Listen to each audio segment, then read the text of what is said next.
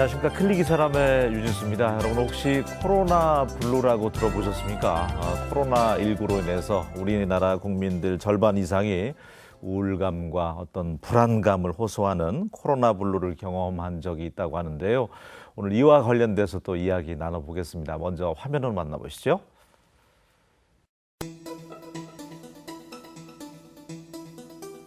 갈수록 늘어나는 자살 시도. 전북 지역도 자살률 전국 5위로 높은 편에 속하는데요. 코로나19와 각종 재난 등으로 더욱더 많은 사람들이 불안해하며 우울함을 느끼고 있다고 합니다. 이상열 전북 정신건강복지센터장과 이와 관련해 이야기 나눠봅니다. 네, 전북 정신건강복지센터 이상열 센터장님과 함께하도록 하겠습니다. 안녕하세요. 네, 안녕하세요. 네. 이상열입니다. 예, 한 5, 6년 만에 다시 뵙는 것 같아요. 네, 그렇습니다. 예. 네. 정신건강복지센터. 네. 이제 낯익은 곳은 아닌 것 같은 느낌이 드는 네. 분들을 위해서 소개를 먼저 해주시면 좋을 것 같아요. 2012년에 만들어진 센터인데요. 예. 200만 전라북도 도민의 마음 건강, 즉 정신 건강의 중요성을 좀 인식시켜드리고 또 정신장애를 앓고 있는 많은 환우분들의 권익을 또 좀 보장하기도 하고요. 또 가장 중요한 사업 중에 하나는 생명사랑 운동을 펼쳐서 자살률을 낮추는 그런 노력들을 하고 있습니다. 네. 또 마지막으로는 저희가 이제 1577-0199라고 그래서요. 1577 0199. 0199. 예, 1세부터 99세까지 행복하게 살자 하는 전화번호를 운영하고 있는데 네. 이것은 이제 고민이 있거나 또 스스로 생을 마감하려고 하시는 많은 분들이 꼭 전화 주셔서 하시게 되면 전화 상담도 해드리고 제가 또 출동도 하고 하는 그런 1577-0199를 24시간 360을 제가 운영하고 있습니다. 보니까 뭐 야간 출동도 한다고. 그렇습니다. 네. 어떻습니까? 제가 여는 말에도 코로나19로 인해서 저도 사실 좀 우울할 때가 있거든요. 네, 그렇죠. 예전 평범했던 시절로 못 돌아갈 거라는 생각 때문에 그런 분들 상담 많이 오나요? 최근에 이제 저도 외래를 진료하고 있지만요. 정신건강의학과잖아요. 네, 한 13%에서 15% 정도 외래 환자분들이 많이 증가했습니다. 또 이제 진료비적으로도 보면 우리나라 건강보험 심사평가원에서 이제 자료들 보면 약 13% 정도가 수익이 또 늘었거든요. 그만큼 많은 분들이 작년에 비해서 많이 진료를 받고 있다고 좀 알려져 있습니다. 네. 해외하고 견줘보면 어떻습니까? 해외는 아무래도 우리나라보다 훨씬 더 많은 분들이 진료를 받고 있고요. 네. 해외는 약 23% 정도 증가한 걸로 보고되고 있습니다. 주된 뭐 외래 환자 지금 이제 원광대 병원에서 보고 계시니까 어떤 상담 많이 하는 것 같아요, 요 사이에는? 네, 우선은 불안하신 분들, 제가 원래 불안을 좀 가졌던 분들이 더 불안해진 거죠. 그러니까 이제 두려움과 공포 같은 것이 더 심해지니까 불안에 따른 신체 긴장도가 올라가서 잘 조정됐던 증상들이 다시 재발하거나 악화되거나 해서 오실 수도 있고요. 우울했던 분들은 상실감들을 많이 더 경험하게 됩니다. 그러니까 아무래도 좀 회복되고 좋아졌던 분들이 사회적 거리감들 때문에 동료들과의 관계가 좀 더 소원해지게 되고 또 자기 일상생활이 완전히 변화되면서 상실감들을 많이 겪게 됩니다. 네. 그 상실감이 기본적으로 가졌던 우울감들을 좀 더 심하게 만들어서 찾아오신 경우도 있고요.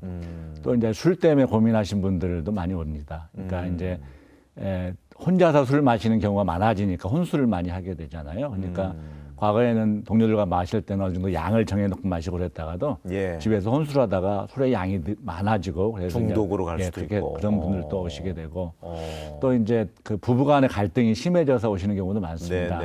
아무래도 양육하는 과정에서 이제는 아이들이 학교를 가지 않기 때문에 양육하는 부모가 다 함께 이제 일을 해야 되는데 한쪽에 이제 일이 몰리게 되면 묻어놨던 부부간의 갈등들이 이제 표출되게 되고 그것 때문에 부부간에 좀 싸우게 되고 그래서 오는 경우도 있고 그렇습니다. 그러니까 그게 이제 코로나19로 인해서 재택근무의 피해라고 그런 표현들을 많이 하던데 부부가 같이 있으면서 이제 자꾸 충돌이 되는 모양이네요. 그렇죠.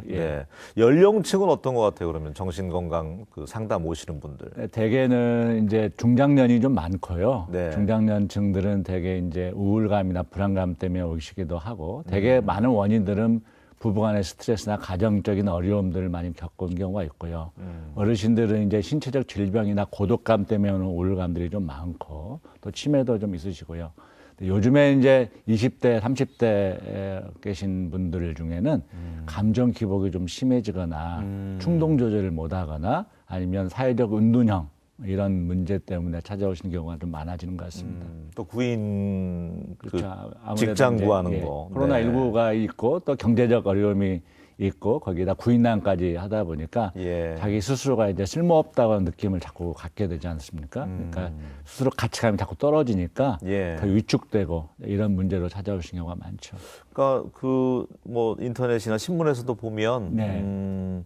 자살 충동이라고 하잖아요. 네. 예, 그 연령층이 다양하더라고요. 청소년부터 뭐. 예, 아무래도 예. 요즘에 이제 그 20대 미만의 자살 충동은 주로 자해 형태로 많이 나타납니다. 네. 그러니까 비자살성 자해라고 그러는데요.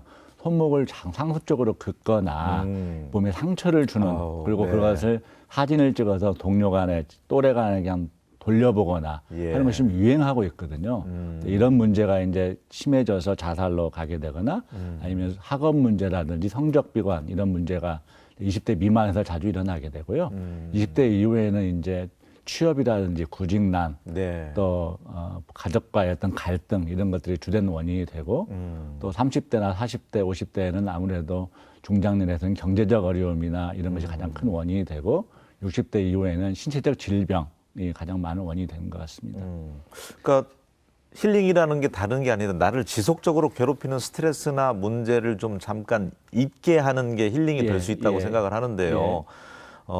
이런 정신건강의학과에 와서 상담을 하는 분들이 그냥 단순히 의사 선생님께 내 속 얘기를 털어놓으면서 좀 치유가 되는 부분이 있는지 아니면 처방 저는 이제 안 가봤기 때문에 네네. 되게 이제 약물로 이렇게 치료를 하나요 그러면 그런 생각들을 약물 잊게 치료가 한 중요성이 한 51% 정도 되고요. 예. 과거에 비해서 지금은 이제 상담도 한 50% 정도 반반인 것 같습니다. 그러니까 이제 증상이 심하고 그다음에 어떻게 혼자 해결하기 어려운 경우는 이제 정신약물이라고 해서 과거에 비해서 많은 발전이 있었습니다. 그러니까 미국에서 미국 사람이 가장 많이 복용하는 약 10가지, 예. 혈압약, 소화제, 진통제, 네. 항생제를 포함해서 네. 10가지 중에 3가지가 정신건강 계열의 약입니다. 그만큼 안전하고 네. 효과가 좋다는 뜻이죠. 근데 이제 증상이 너무 심하거나 혼자 어떻게 할 수 없는데 이런 경우는 약이 도움이 되기도 하고요. 가벼운 불안이나 우울 같은 것은 약을 쓰지 않고 상담을 통해서도 하는데요. 상담만으로, 네. 이제 가벼운 상담부터 시작해서 아주 어떤 집중화된 상담까지 다양하게 있습니다. 가벼운 상담은 보통 뭐 15분, 20분 하는 경우도 있고요. 아주 집중된 상담은 40분, 50분씩 하게 되는데 집중된 상담은 삶을 변화시키는 데 많이 도움이 됩니다. 왜냐하면 지금의 고통은 지금의 스트레스와 연관이 많지만 대개 살펴보면 어린 시절과 연관이 있는 경우가 아주 많습니다.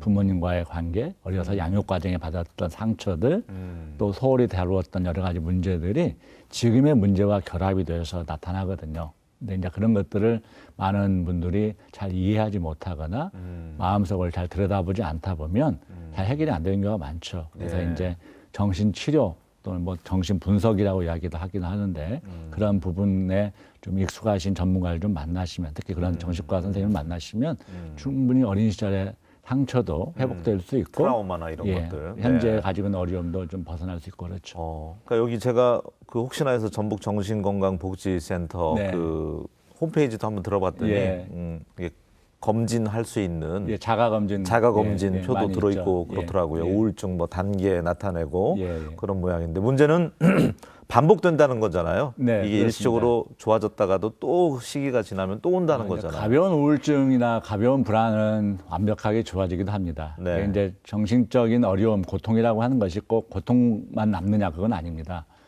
되게 이제 우리가 재난을 겪기도 하고요. 지금 코로나19처럼 많은 스트레스를 겪기도 하지만 역경을 겪은 다음에 많은 분들이 성장하는 경우도 있습니다. 그걸 저희가 역경후 성장이라고 합니다. 그러니까 인간이 가지고 있는 본성이라고 하는 것이 고통과 괴로움 속에 빠져있는 경우도 있지만 그 속에 있다가도 잘 극복하고 잘 이겨내면 충분히 성장할 수 있거든요. 그래서 이제 그런 분들은 완전히 좋아지고 다른 삶을 살게 됩니다. 근데 이제 심하신 분들 또 어린 시절부터 반복되었던 분들 또 가지고 있는 성품 자체가 조금은 취약한 분들 이분들은 잘 재발하는 경향이 있죠. 이런 분들은 좀 더 집중화된 치료를 좀 받으시는 것이 필요합니다. 그렇군요. 시청하시는 분들이 오늘 아침에는 클릭이사람에서 좀 다소 어두운 내용이 이야기가 오고 가고 있기 때문에 네. 시의적으로 무슨 일이 있었나 하실 텐데 지난 10일이 예. 자살 예방의 날이요? 정신건강 관련돼서. 그렇습니다. 네. 자살하는 사람들이 참 많은 모양이에요. 모르고 살고 있지만. 이제 어떻게 표현하냐면 예. 1년에 자살 시도를 하시는 분이 약 60만 명 정도 됩니다. 그러면 전주시 인구만한 분들이 자살 시도를 그렇게나 합니다. 많아요? 예. 그 중에 네. 약 20분의 1 정도가 자살로 생을 마감합니다. 그리고 그 60만의 자살 시도자를 넣고 보면 예. 가족이 4명이 있다고 생각하면 240만 명, 즉 부산 인구만한 분이 다 영향을 받고 있습니다. 그러니까 남의 문제가 아니고 예. 나의 문제이고 우리의 문제이고 우리 주변의 문제일 수 있다는 거죠. 그러니까 그만큼 많이 있다는 겁니다. 단지 우리가 들여다보지 않고 있고 또 그것을 소홀히 다루고 있기 때문에 모르고 있을 뿐인데 자주 일어나고 있습니다. 그러니까 주변에는 그렇게 아파하는 분들, 그 자살까지 시도할 정도로 힘들고 고통받고 있는 많이 분들이 있다는 거죠. 많다는 예, 이야기네. 그렇습니다. 우리나라가 그럼 OECD 놓고 보면은 뭐 부동의 1위를 하고 있죠. 부동의 1위예요. 예, 그 가운데 전라북도는요. 그 중에 5위 정도 하고 있습니다. 이게 순위가 낮을수록 좋은데 예. 2위에다가 이제 오히려 떨어지긴 했지만은요. 네. 그래도 이제 전라북도 특징이 도농 복합 지역이다 보니까 예. 자살의 원인들이 되게 이제 뭐 우울증 같은 정신 장애가 한 3분의 1 정도 되고요. 나머지 3분의 1은 이제 신체적 질병 뭐 이런 것이 또 원인이 되고 나머지 3분의 1이 경제적 어려움이 있습니다. 예. 그러니까 이제 아무래도 전라북도가 도농 복합 지역이다 보니까 노인들, 어르신들이 많고 뭐 독거노인들 예, 이런 또 분들. 경제적으로 네. 또 어려움을 처하시는 분이 많다 보니까 이게 다른 뭐 충청도라든지 강원도 같은 그런 특성을 나타내고 있죠. 그러니까 전주 도심보다는 그 주변에 뭐 김제라든지 그렇죠. 이런 예, 곳 맞습니다. 쪽이 좀 높은 편이겠네요. 예, 그렇습니다. 농촌 지역이. 예. 예방 교육 같은 것도 그럼 그분들 위해서 좀 해야 될 텐데요. 예, 저희 센터에서는 이제 전라북도 정신건강복지센터가 있고 네. 14기 시군구에 기초 정신건강복지센터가 있습니다. 각 센터에서 이제 지역 주민을 위해서 또 도민을 위해서 생명사랑 운동을 많이 펼치고 있습니다. 전라북도에서는 특히 이제 우리나라에 처음으로 4대 종단, 그러니까 천주교, 기독교, 불교, 원불교 네네네. 종단과 함께 생명사랑 캠페인을 가장 먼저 시작했던 것이었고요. 그래서 선언도 했고 했는데 이런 생명사랑 운동을 위한 교육들을 각 센터별로 계속 지속적으로 하고 있습니다. 그런 얘기 있었잖아요. 네. 왜 어떤 뭐 재난이 오기 전에도 전조 증상이 있듯이 네. 자살을 충동을 갖고 있는 자살을 시도하려고 하는 자녀나 예. 부모님을 봤을 때 그런 전조 증상 하이니히 법칙처럼 예. 그런 것들을 알아챌 수 있는 게 있을까요? 경고 신호들이 있는데요. 예. 우선은 일상생활이 좀 변하게 됩니다. 그러니까 이제 가장 중요한 변화는 일상생활에서도 수면과 식사가 변하죠. 잠을 못 자거나 불면증. 잠을 너무 많이 자거나 예. 식사를 못 하시거나 이런 경우가 있고요. 두 번째는 이제 죽음에 대한 이야기를 자꾸 꺼내는 거죠. 그러니까 야, 나 이러다 뭐 죽어버려야겠다. 뭐 이런 표현들을 자주 하게 될 수도 있고 자기가 가지고 있던 물건들을 정리하거나 예. 평소 아꼈던 물건을 친구한테 주거나 이런 경우도 많이 있고요. 또 아니면 스스로 생을 마감하는 수단에 대해서 인터넷에서 서치를 하거나 이런 것도 하나의 경고 신호가 될 수도 있죠.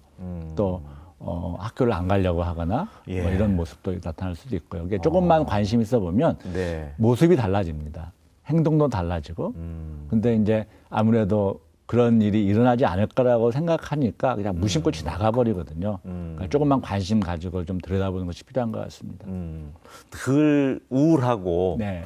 그렇게 뭐 불면증에 또 뭐 알코올 중독에 또 정신적인 스트레스 질환을 갖고 있는 분들 만나다 보면 거기에서 받는 또 스트레스도 만만치 않으실 것 같아요. 이제 그 예. 헬퍼 신드롬이라고 있죠. 예. 도움을 주는 분들한테 자주 나타나는. 그러니까 예. 내가 도와드렸는데 그분의 결과가 좋지 않았을 때 마치 내 책임인 것 같고 내가 뭘 잘못한 것 같고 이제 이런 것들이 저희가 일반적으로 이야기하는 헬퍼 신드롬인데요. 그래서 이제 전문가들끼리도 그런 부분을 자주 마음을 나누고 예. 공유하고 또 자기만의 어떤 스트레스 해소를 위한 여러 가지 활동들을 많이 권장하고 그렇습니다. 예. 또 개인 상담도 받기도 하고요. 저 또한 또 제가 개인 상담을 받으세요? 받았던 적도 있습니다. 아, 그래요? 예. 아. 제가 외국에 연수하던 시절에도요. 1년 네. 동안에 정신 분석을 받아본 적도 있고. 네. 그래서 사람의 마음을 이해한다는 것, 또 사람을 도와준다는 것이 고통스러운 부분도 있지만 또 한편으로는 그 가운데서 마음의 평화를 얻기도 하고 그렇습니다. 의사 선생님도 사람이니까. 아, 그럼요. 그러니까 이 방송 보시는 분들이 그 어르신들이나 자녀들도 그래 그 뭐 신경 안정제만 처방해 주는 게 아니야. 정신건강의학과를 그렇습니다. 가면 네. 이렇게 의사 선생님도 상담 받는다고 하는데 나도 뭐 가볼까 이런 용기만 생겨도 좋을 것 같아요. 와서 예. 풀어놓는 것 자체부터가 힐링이 됩니다. 그러니까 내가 아무한테도 이야기하지 못했던 것, 누구한테도 나타내지 못했던 것들을 드러내는 순간 용기가 생기고 힐링이 시작됩니다. 저도 또한 그런 경험을 해봤으니까요. 예. 그러니까 누구에게나 사람 마음속에 깊은 곳에는 상처가 있을 수도 있고 아픔이 있을 수도 있는데 그것을 내가 드러내는 순간 주변으로부터 또 제 치료자로부터 제가 경험했던 제 치료자부터는 따뜻한 공감과 이해 느낌들이 훨씬 더 편안하게 해줍니다. 자존감이 높다고 해서 자살을 선택하지 않는다는 보장은 없는 거죠. 그렇죠. 그래도 이제 아무래도 자존감이 높으면 예. 자살로 가는 경우는 적습니다. 자존감과 자신감과 좀 구분할 필요가 있습니다. 예. 또 자만심이 또 있을 수 있고요. 자존감은 누가 평가하는 것이 아니고 스스로 자기를 귀하게 느끼는 느낌입니다. 근데 자만감은 또 자신감은 내가 남들보다 뛰어나야 된다고 하는 압박감들이 있습니다. 그래서 이런 자존심이 센 사람은 쉽게 상처받고 실패하면 쉽게 낙담하고 실패하면 거기서 빠져나오기가 쉽지 않습니다. 왜냐하면 자존심이 센 사람은 주변 사람의 평가에 극히 예민하기 때문에 그렇습니다. 그래서 자존감은 높이되 자존심은 좀 낮추고 살자. 근데 이게 좀 세상을 사는 방식인 것 같습니다.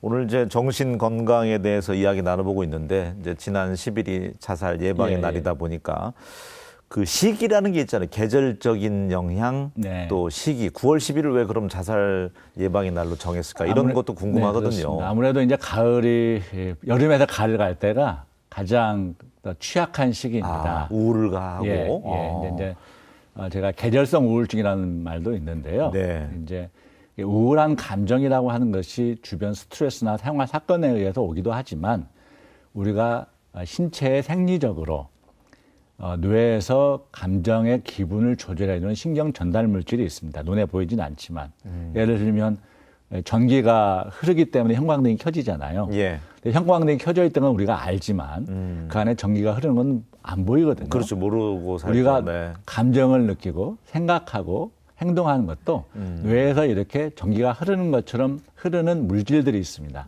이걸 저희가 신경 전달 물질이라고 하는데요. 감정에 관련된 신경 전달 물질이 세로토닌이라는 물질이 있습니다. 근데 이것이 햇볕 길이가 짧아지면 줄어들게 됩니다. 그러다 보니까 쉽게 가을이 되면 멜랑콜릭해지고 감성이 있어지고 하는 것들도 그렇군요. 그런 영향 가을 탄다고 하잖아요. 그렇죠. 또 네. 그런 부분들도 영향이 좀 많이 있고요. 또 가을 되다 보면 감기나 이런 어떤 바이러스 인펙션이 또 잘 이러다 보니까 이런 것도 연관이 있을 수도 있고 다양한 원인들이 영향이 있긴 하지만 가을에 주로 좀 많이 잘 일어나는 편입니다. 특히 가을. 네. 봄에도 또 우울한 시기가 오잖아요. 겨울에서 이제 봄이 갈 올 때. 그러니까 이때는 집중적으로 좀 그렇죠. 예방 교육도 하고 해야 될 필요가 있겠네요. 그래서 이제 그때는 좀 더 중점적으로 지역에 나가서 저희가 생명사랑 운동을 더 펼치기도 하고 또 이제 전라북도에는 이제 온강대학병원, 전북대학병원, 예수병원에 자살 시도자 사후 관리 프로그램이 있습니다. 그래서 스스로 생을 마감하려고 시도하셨던 분이 응급실을 방문하시면 거기에 코디네이터들이 있어서 퇴원한 후에도 그분들에게 연락하고 잘 지내시는지 도움이 필요한지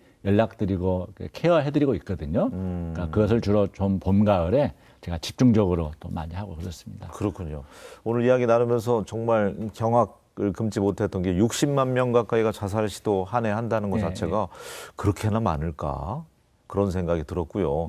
특히 이제 올해는 유독 비도 많이 내리고 네, 그렇습니다. 태풍도 많이 오고 지금 예. 그런 상황인데 침수 피해 입은 지역도 있고 뭐 많잖아요. 그러니까 재난 닥치고 나서 그 이후에가 또 너무 힘들기 때문에 예. 또 시도하는 분들이 또 늘어날 경향이 있다면서요. 예, 이제 아무래도 재난이라고 하는 것이 예측하지 못하게 나타나잖아요. 네. 그러니까 우리가 사람이 살면서 내가 예측 가능하고 통제가 가능하면 많은 스트레스를 받지를 않습니다. 근데 가장 스트레스를 받는 요인들은 예측하지 못하고 일어나고 그것이 통제에 불가한 내가 어떻게 할 수 없을 때 그것이 이제 재난이 돼서 마음에 상처를 입히고 그거거든요. 근데 그 재난에 의해서 많은 것들을 상실했을 때 예를 들자면 내가 재산을 상실하게 되고 예. 아니면 사랑하는 가족을 잃게 되거나 또는 사랑하는 가족이 다치거나 이렇게 됐으면 그 재난의 상처가 오랫동안 지속이 되고 급성 스트레스 반응들이 일어나게 됩니다. 예. 그래서 스트레스 반응이 일어나게 되면 온몸이 가지고 있는 그 재난을 극복하기 위해서 많은 에너지를 쏟아부어서 해결하려고 하는데 해결이 안 되게 되면 이제 소진하는 단계로 빠지거든요. 그러면 그때 많은 문제가 일어납니다. 예. 예를 들자면 우울해지거나 불안해지거나 아니면 그때 소진한 시기에 당뇨도 생기고 혈압도 생기고 예. 만성질환이 동반되기도 합니다. 암도 생기고. 예, 그렇습니다. 예. 그러니까 이 재난을 겪고 나서 재난 이후에 그걸 어떻게 대처하고 어떻게 도와주느냐가 더 중요하다고 볼 수 있죠. 정신적으로 지금 그 뭐 집이 물에 잠겼다든지 그렇죠. 고통에 있는 분들은 그렇게 정신건강 전문 상담사분들이 좀 도와줄 필요가 예, 있겠다는 되어 생각이 있습니다. 드네요. 현재 이제 예. 재난을 겪으신 분들한테 제가 더 있는 재난 프로그램들이 있는데 관심이 있어야 이제 저희가 도와드릴 수 있거든요. 그렇죠. 도움을 청해 주셔야 되는데 네. 그래서 혹시 요즘 태풍이나 지난번 2번의 태풍에 의해서 재난을 겪으셨던 분들 중에 뭔가 잠을 잘 못 자고 자꾸 불안하고 괜히 울적해지고 재미가 없고 자꾸 마음에서 짜증이 많이 나고 그러시면 혼자 고민하지 마시고 예. 1577-019로 전화 주시면 전문가들이 도와드릴 수 있을 것 같습니다. 1577-0199. 네, 그렇습니다. 네. 그러니까 스트레스는 진짜 만병의 근원 같아요. 네. 스트레스 받으면 일단 뭐 뒷목 자체가 뻣뻣해지고 풀어줘야 된다는 얘기도 많이 하잖아요. 근데 이제 적정한 스트레스는 도움이 예. 됩니다. 그러니까 우리가 스트레스 하면 두 가지로 나눌 수 있습니다. 하나는 유 스트레스라고 있는데요. 즐거운 스트레스입니다. 그러니까 내가 어떤 일을 시험 공부가 걱정되지 않으면 시험이 걱정되지 않으면 공부를 안 하잖아요. 네, 네. 근데 공부를 열심히 해서 시험을 잘 보면 결과가 좋으니까 기분이 올라가죠. 그런 것은 유 스트레스라고 합니다. 근데 너무 지나친 스트레스를 저희가 디스트레스라고 하는데 적정한 스트레스는 마치 고무줄을 낭창낭창하게 만드는 힘처럼 삶을 탄력 있게 만듭니다. 근데 지나친 스트레스는 삶을 끊어내죠. 팽팽하다가 끊어지는 것처럼. 그래서 스트레스가 꼭 나쁜 건 아닌데. 예. 적당한 긴장감은 좋은데. 이제 내가 어떻게 할 수 없는 그리고 조절이 불가능한 네. 또 아니면 예상하지 못한 이런 극심한 스트레스들이 문제가 될 수 있습니다. 제가 사실은 10년 전에 주식을 끊은 게 하도 스트레스를 받아서 저희가 아프더라고요. 그래서 네, 그렇죠. 이거는 살 길이 아니구나. 네, 예. 이제 어떤 길게 긴 호흡을 놓고 예. 멀리 생각하고 좀 느긋하면 좋은데 이제 조급해지면 긴장도가 높아질 수밖에 없죠. 스트레스는 어떻게 관리하세요? 주로 산을 많이 가려고 생각하고 있습니다. 예. 그래서 이제 요즘처럼 코로나19 시대에는 많은 분들이 이제 사회적 격리 그렇게 이야기를 하잖아요. 근데 저는 개인적으로 사회적 격리라는 말을 별로 좋아하지 않습니다. 그러니까 신체적으로 격리된 거죠. 그러니까 사람과 사람 사이에 신체적으로 격리고 신체는 멀리 떨어지지만 마음은 가까워지니까 사회적 격리된 건 아니잖아요. 그러니까 사회적 유대의 끈은 마음을 품고 혼자서 산에 올라가게 되면 훨씬 더 내가 주변 사람과의 어떤 인간 관계의 끈이 유지되는 느낌을 갖고 그리고 신체적인 거리감을 둬서 코로나19를 예방하고 이런 것이 좋은 것 같습니다. 그러니까 운동이든 음악을 듣든 취미 생활을 하든 스트레스는 누구나 받는데 그걸 네. 풀어줄 수 있는 돌파구 하나를 갖고 있는 게 이게 중요하군요. 스트레스 반응이 있습니다. 예. 앞서 말씀드린 것처럼 처음에 이제 알람 반응이라고 해서 경고 또 놀라는 반응 시기가 오거든요. 그때는 이걸 스트레스 생활 사건을 싸울 거냐 도망갈 거냐를 결정하는 시기거든요. 예. 이때는 몸의 긴장도가 엄청 올라갑니다. 이때 혈압을 재면 1초 사이에 혈압이 2배가량 올라갈 수 있습니다. 고혈압이 아닌데도. 예. 이렇게 몸이 반응한다는 거죠. 근데 그 싸울 거냐 도망갈 거냐는 스트레스의 경고 반응을 낮추는 것은 활동입니다. 해외에서는 어쨌든 정신건강의학과 이용자들이 이제 선진국에서 많다고 했는데 한때는 그런 얘기도 있었어요. 이 정신건강의학과를 자주 가다 보면 보험회사에서 안 들어준다, 보험 가입을 꺼린다. 그렇지는 않나요? 어떻습니까? 요즘에는 이제 많이 바꿔져서요. 정신장애가 있다 하더라도 신체 질병에 대한 보험은 충분히 보험이 들 수가 있게 되어 있습니다. 그래서 앞으로도 아마 더 많은 분들이 이제 정신건강의학과를 방문한다고 하는 것이 어떤 낙인이 되고 아니면 기록이 남고 해서 어떤 취직의 문제가 되고 그런 시대는 지났거든요. 앞으로는 마음이 건강하고 마음이 행복해야 내가 어떤 결과를 잘 낼 수 있고 또 이웃과도 잘 지낼 수도 있고 가정을 잘 꾸며나갈 수도 있고 또 직장 생활을 잘할 수도 있는 거거든요. 그래서 그 마음의 건강을 중요하게 생각하는 시기가 정신적인 건강이 육체적 건강 이상이잖아요. 그러면 네. 몸과 마음이 떨어져 있는 것이 아니기 때문에 예. 아마 마음에 대한 중요성들이 더 강조될 것 같습니다. 알겠습니다. 9월 10일 지나긴 했지만 자살 예방 관련돼서 저희가 한 번쯤 생각해보는 의미에서 오늘 이상열 센터장님과 함께했는데 앞으로도 정신 건강이 중요하잖아요. 네. 예, 정신 건강할 수 있도록 많은 또 역할 도민들을 위해서 해주셨으면 좋겠습니다. 오늘 함께해 주셔서 고맙습니다. 네, 고맙습니다. 예. 자살을 뒤집어서 보면 살자라고 하잖아요. 예, 희망을 갖고 용기를 갖고 열심히 마음먹기에 달려있다고 합니다. 예, 희망을 갖고 용기를 내셨으면 좋겠습니다. 저는 다음 시간에 다시 인사드리겠습니다. 고맙습니다.